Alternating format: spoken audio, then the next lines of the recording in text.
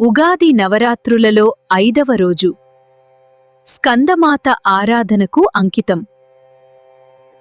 కుమారస్వామిని ఒడిలో ఉంచుకున్న తల్లి స్కందమాత.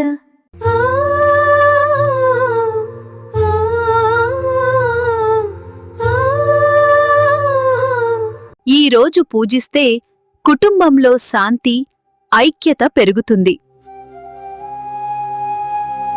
ఉగాది నవరాత్రి రోజులలో 5వ రోజు స్కందమాత ఆరాధనకు అంకితం సమర్పిస్తే శుభం. ఓం దేవ్యై స్కందమాతాయై నమః జపిస్తే దైవ అనుగ్రహం లభిస్తుంది. ఓం దేవ్యై స్కందమాతాయై నమః జపిస్తే దైవ అనుగ్రహం లభిస్తుంది. స్కందమాత కృపతో మీ ఇంట్లో సంతోషం, శ్రేయస్సు నిండాలి.